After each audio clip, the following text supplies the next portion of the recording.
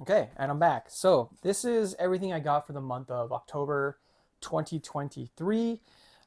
As I kind of hinted at last month, October is usually a pretty big month in terms of how many books I get because it is my birthday. So I tend to order a few extra books as kind of like a gift. And then when everything shows up, I kind of laugh at how many books I have and then add them to my pile of things to read. So monthly books, yeah, another nice snack. Nothing too crazy. It's not getting out of control yet, but I got a lot of miniseries, so it kind of like fluctuates, ebbs and flows, as they say. Kicking things off, Big Game by Mark Miller, Pepe Larraz, issue 405. So this is the big crossover of all Mark Miller's books that he's written through Image and his own imprints, and he mentioned like everyone's going to show up, and I was kind of curious how some books show up. So he was kind of smart, like Jupiter's Legacy and Jupiter's Circle, which is superheroes. They're just actually books and shows that people watch within this world. So that explains why they're operating, and the fraternity wasn't trying to erase them or anything. But I was like, what about a book like Empress, which I didn't read, but I was like, I think it takes place in space or something. I'm not quite sure. I haven't read it, but they show up in this issue because last issue, Hit Girl escapes a fraternity by using the body of one of the dead chrononauts to go back in time, and she ends up in prehistoric time where she runs into the folks from Empress who are living on prehistoric Earth and find out she's from the future and comes from a world where they don't rule. So he basically is like, well, let's use the body of this time traveler and we're going to send my army to the future and we're going to just take over everything. Like that makes sense. Hit Girl, they're going to let her go, and she actually escapes and sneaks onto the ships that are going back to her present day. So that's kind of cool.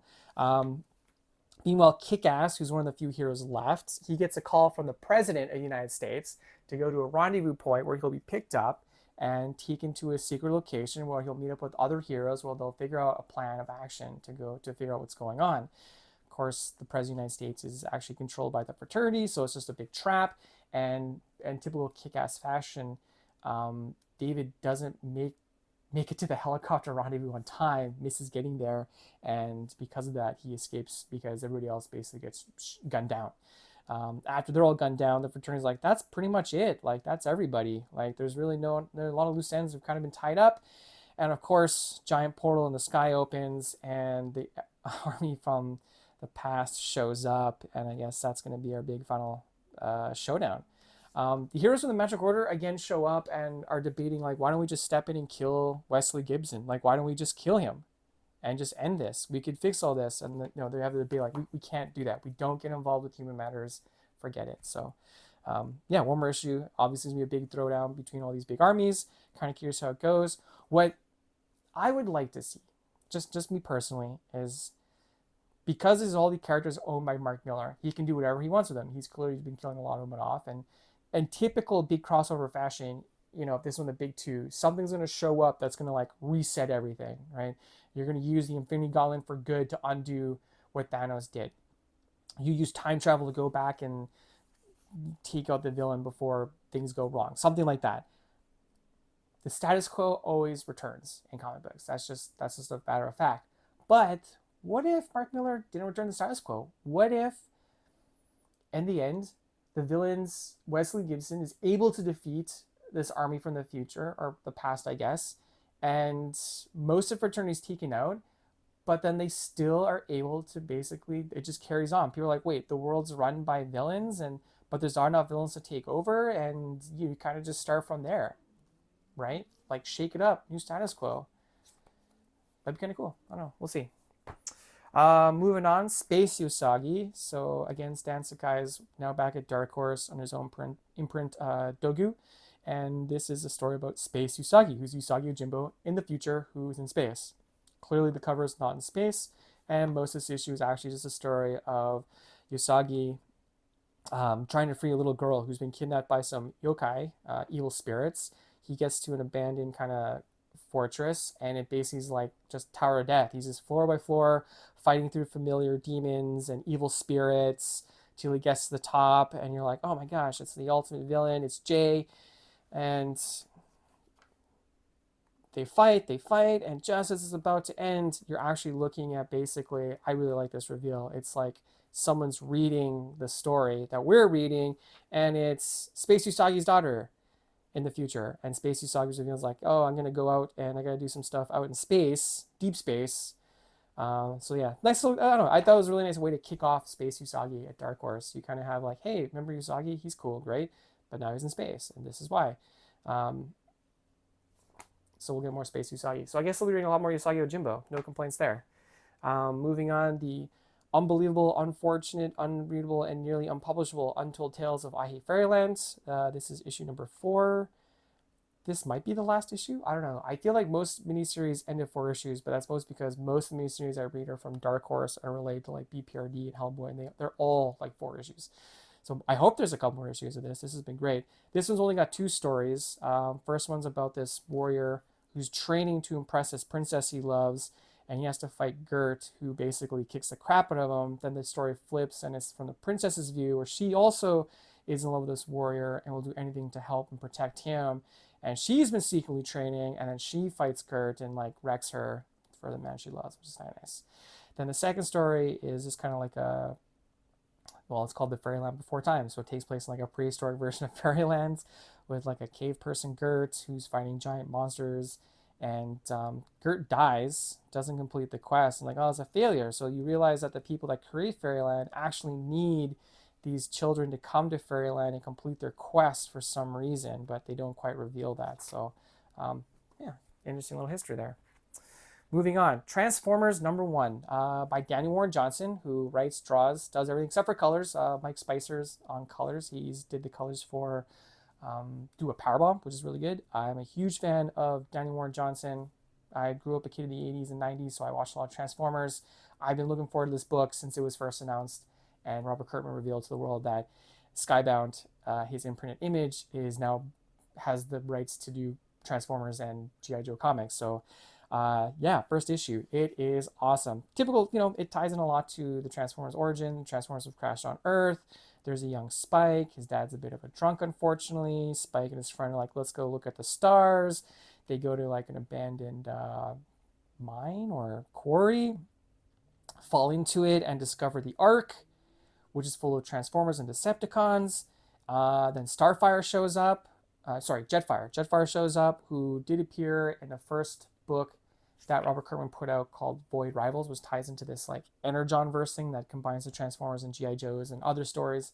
He said Starfire was in like one issue. He wakes up there and is like, oh my gosh, I've been asleep for thousands of years. I got to go find my friends, other Cybertronians. So he tracks down them to Earth. He starts waking them up, not realizing, because he's been gone for so long, it's revealed he doesn't realize that basically Autobots and Decepticons are 2 warring factions.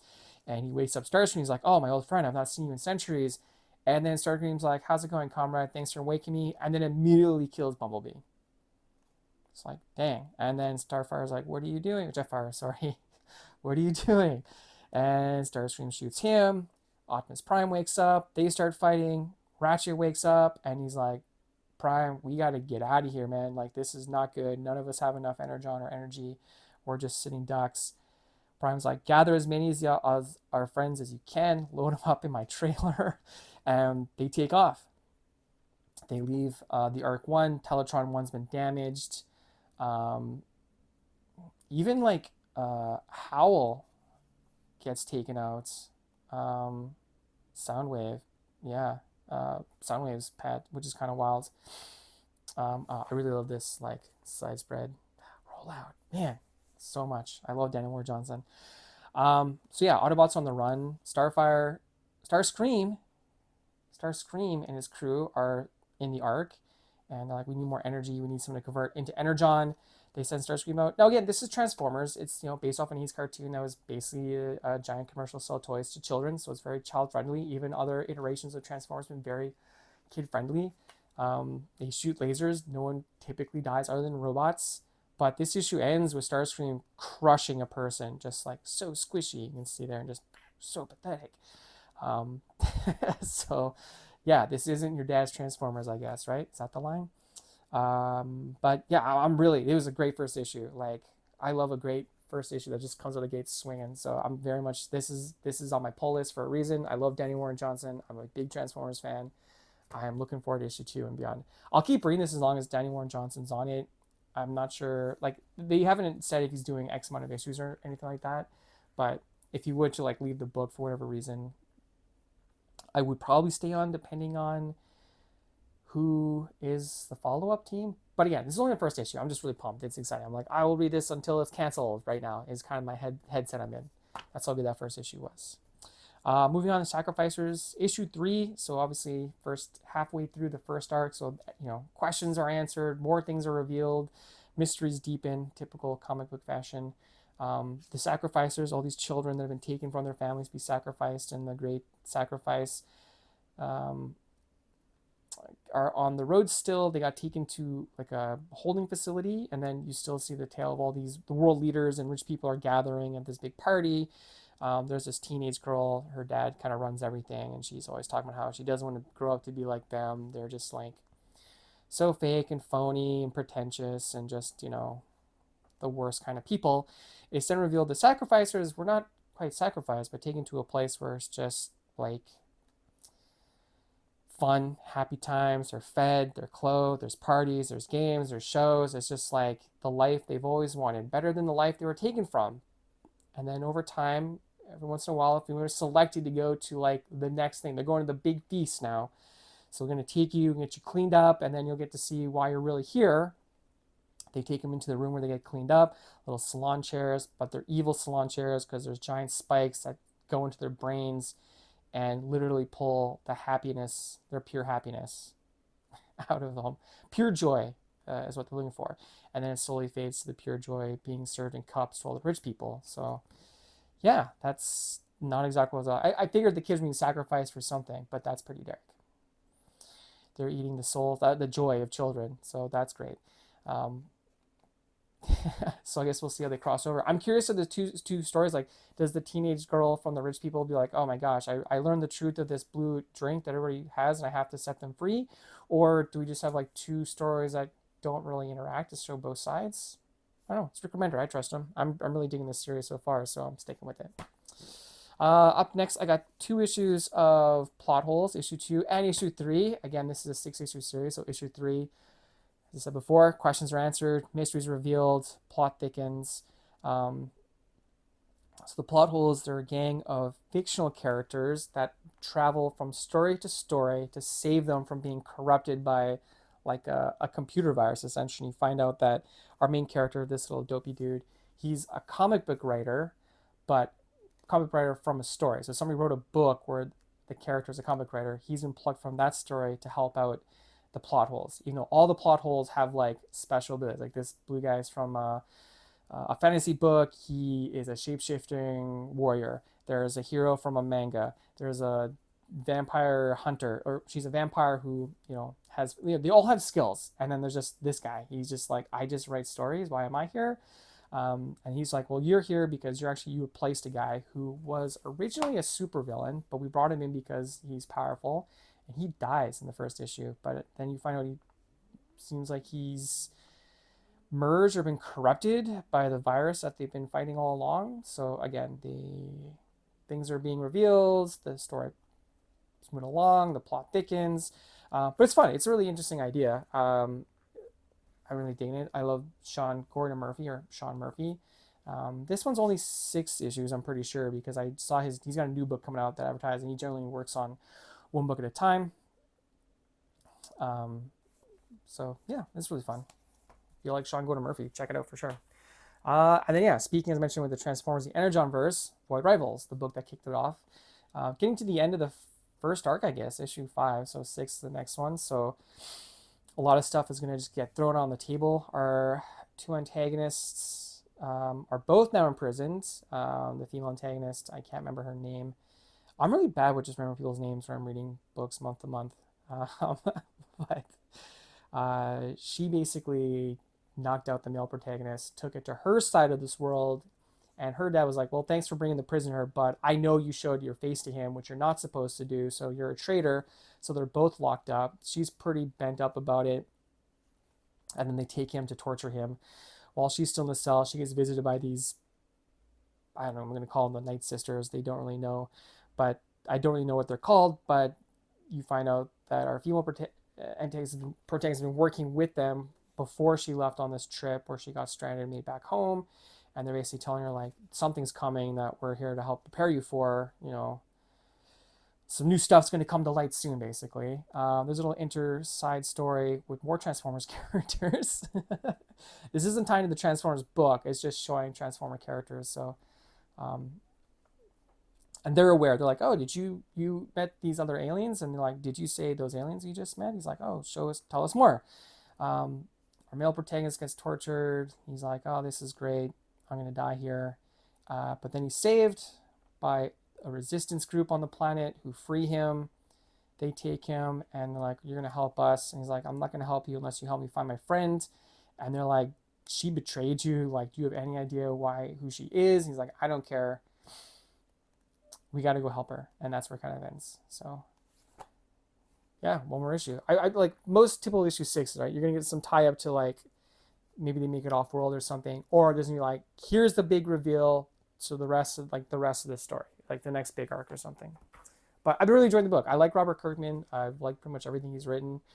At times I think he's really good at wrapping up stories. At times I think some of the stuff can really drag on when it gets to like 100 plus issues. So is Void Rivals me 100 plus issues? I have no idea.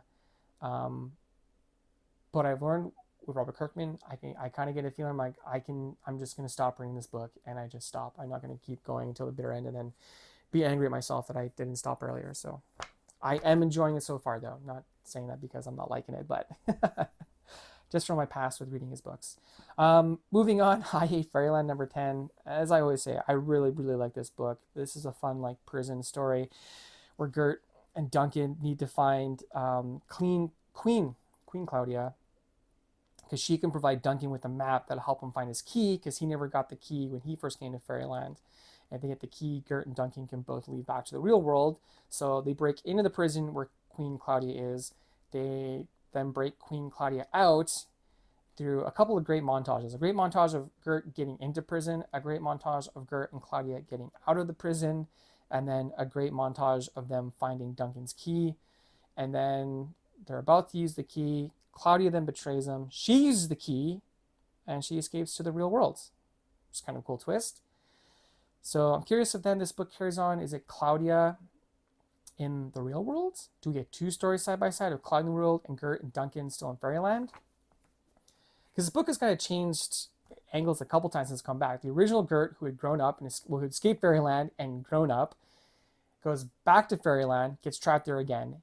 Then she fights an army of Gertrudes and dies, and the only surviving Gert, who's this younger Gert, similar to the Gert in the original I Hate Fairyland run, finds Duncan, and they go find his key. That's where this story ends, and then Claudia's in the real world. So yeah, we'll see. Be kind of interesting if it follows both. I could also be kind of cool if it just follows Claudia from now on in the real world, but yeah, let's see where that goes. Okay, moving on to Thor, The Immortal Thor issue 3, another issue 3, halfway through the first arc. Questions are answered, new mysteries arise. They got the legacy numbering. This is Thor 764, so leading up to a big 800 milestone in a couple years. So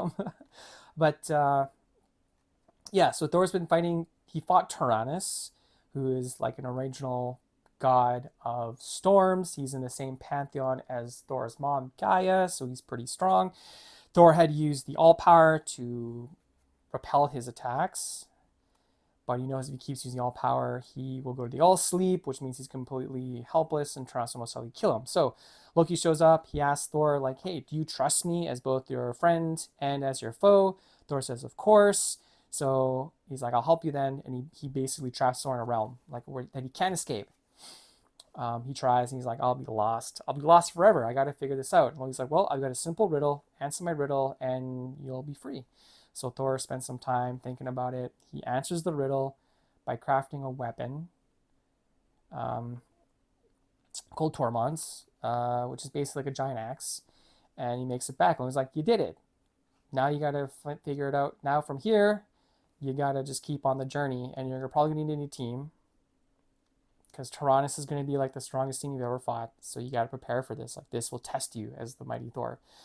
So he's like, okay, I'll go finding those who have the necessary experience to join me. And he mentions here, like, I wonder if she will join the battle. I'll have to speak to her alone. I was like, oh, okay, he's probably gonna, I figured being Thor would be like Asgardians. He's gonna get like the Warriors 3, he's gonna get Sif, maybe Valkyrie, Beta Ray Bill, but it's Storm, which is pretty cool. He's gonna go talk to Storm to join up with him. So he's gonna find a bunch of Storm users, which is also be cool because then maybe we'll get some Thunderstrike, hopefully some Beta Ray Bill. I can't really think of any other Storm users really, other than those few. But this has been a really good book so far. I'm really a big fan of Al Ewing as a writer. The Loki in here is definitely the Loki from the Defender books he wrote, which has Loki as becoming kind of the god of stories, god of tales, and is kind of like the androgynous version. So you don't need to read those books to know what's going on. It's Thor. You just need to know who Thor is. I think that's been the best part of this book, is like you don't have to know anything really came before. It's all very explained pretty clearly. He's now the All-Father. If you want to know more of that, go read the last couple runs of Thor. Loki shows up. You can go read some of the Defender stuff for there. But you just gotta know Thor's there. He fights a big guy. It's too powerful. It's got to do some work to train up. Maybe like a couple training montages, and he'll be ready to go. Go Thor. Moving on, The Lonesome Hunters, The Wolf Child. This is the last issue, issue 4. And again, another great spread cover, front and back. Love it. But yeah, the last book, Howard and Lupe. I can remember their names for some reason, but I can't remember the names of characters in Void Rivals. Anyways, Howard and Lupe, we're on the kind of the run. Lupe finds the wolf child, who leads it to his giant wolf, and the wolf is hurt, so she gives the wolf the black sword, and then that wolf goes on a murder spree and kills a bunch of hunters who had injured it basically in the first place. Wolf almost kills them. The wolf child steps in and he's like, okay, we won't kill you. We'll give you back your black sword, but you got to go. The wolf child's like, something's coming that is bad, and you got to get away from here as quickly as you can.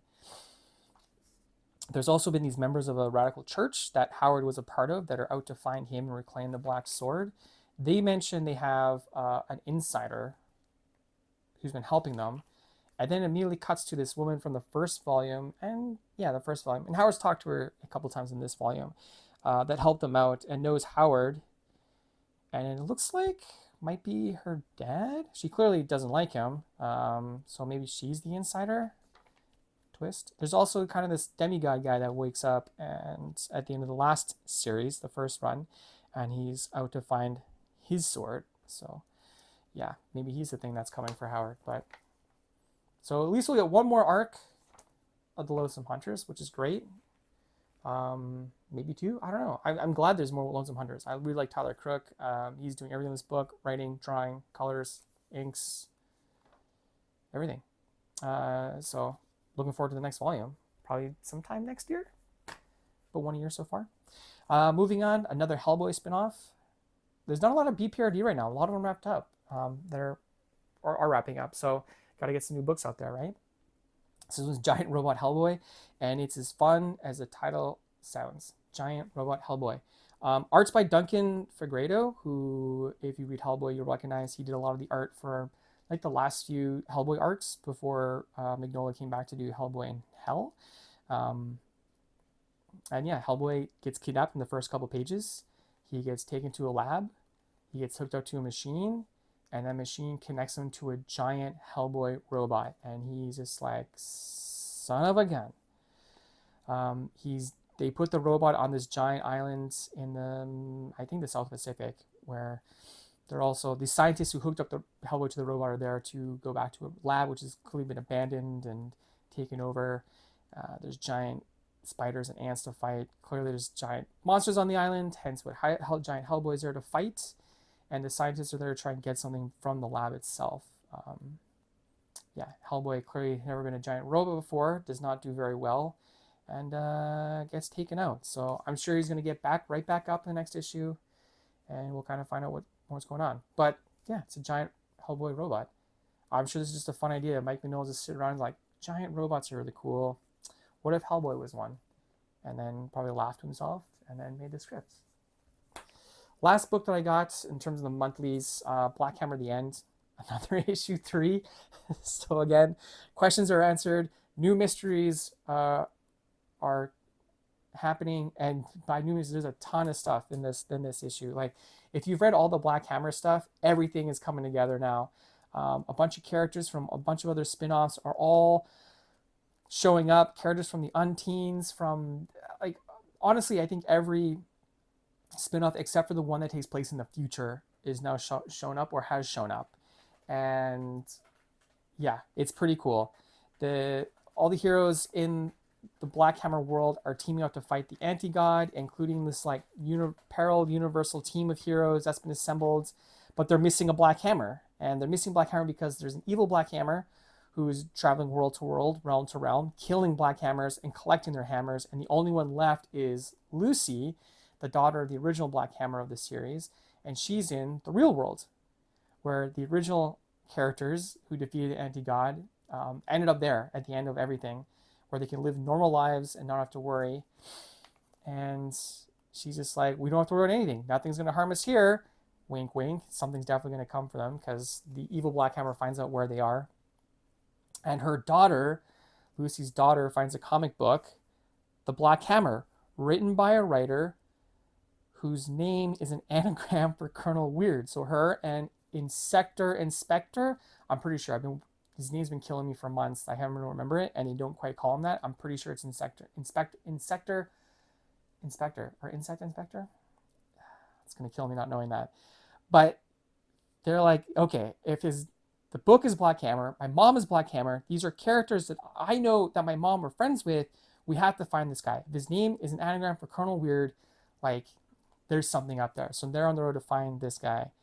And then she also mentions that if her mom doesn't be Black Hammer, maybe she will be. So that's kind of cool. But yeah, that's Black Hammer. It's coming to the end. I'm very much looking forward to it. 3 more issues. It's going to be pretty wild.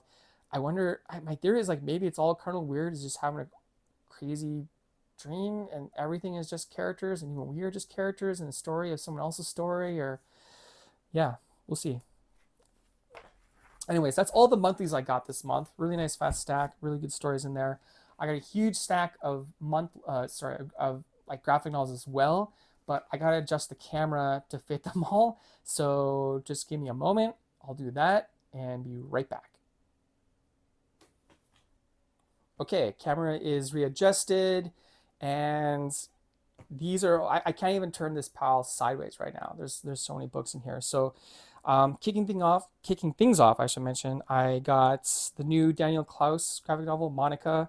I'm a fan of Daniel Klaus. I've been reading some of his stuff for a very long time. So this is just his new book. It's a bunch of, well, I haven't read it yet, but it looks like it's a few shorter stories. I don't know, there's a few stories all kind of tied together, probably around this woman named Monica. But yeah, this book's already showing out a bunch of lists of best graphic novels of 2023. So it's, I should enjoy it. Like I said, I really like Daniel Klaus's stuff. So looking forward to that. Volume 4 of 7 to Eternity. This is an old Rick Remender book that came out years ago, art by Jerome Opina. I got the first 3 volumes from a guy who was giving away all his graphic novels. So I took them all in, and I was like, actually, this is one of the few other Rick Remender stories I haven't read. He had 3 volumes. So I'm like, oh, perfect. He's got them all. I got to the end of the 3rd volume, and it wasn't over. So I was like, okay, got to track down the 4th. So this definitely ends it. Very much looking forward to this. This is one of the funnest books I've read in a long time. I really like Rick Remender, so that's, all this stuff is good, but this was such a cool idea. Basically, it's a world where these characters, it's going to sound like a trope, but they're kind of like Jedis. they all are born with an ability. It's not like they all share the same ability. Each person, if you're lucky enough, I guess, has like your own specific ability. And it's basically an evil guy rules them all. He used to be one of these heroes that has an ability, and he used his to take over. And the 7 to Eternity, there's 7 people that basically, like, we're going to band together, we're going to take him out, and we're going to kill him. And that's kind of the story. But then there's some backstabbery and things, and yeah. But just the world is really interesting, the characters and their abilities. And again, the story is really good about, like, redemption and what does it mean to be good and what is evil, and, like, what if you have to make sacrifices for the better good? Like, at what cost? So I'm very much looking forward to finishing this off finally. So up next, I got a book called Parasocial, just a nice little graphic novel by Alex DeCampi and Erica Henderson. I got a book by them that was called Dracula Mother Effer. That was really fun. I really like both creators. I like Erica Henderson. I really dig her art, but this is basically kind of like I guess like their take on Misery, the Stephen King novel. This actor, after he gets caught up with one of his super fans. I think he probably gets captured or kidnapped by her, and it's just kind of like what happens. So yeah, should be really fun. Again, I really like these two creators, so it's fun that they're doing stuff together still. I got the new book from Brandon Graham. This is called Moonray. It's book one, so I'm not sure if more are coming. That'd be kind of cool. It's also got some art by, I'm going to pronounce this as Zero J. Penalta. I really like Brandon Graham when he's doing science fiction. His book Rain Like Hammers was one of the best books I think I read last or the summer. Oh yeah, you can see the art by the other artist here. That's pretty cool. But I think he just like his, it's just really cool sci-fi. Like if you really dig stuff like the Inkle, where it's not about like I don't know. It's not, like when I think of sci-fi, I think people think like Star Trek or Star Wars or Babylon 5 or Battlestar Galactica. Like it's more like I feel like a European style. um, I think of Mobius. I think of the Inkle basically when I think of like what Brandon Graham does. So I'm very much looking forward to this. And if there's more, if there's like a volume two at some point, great.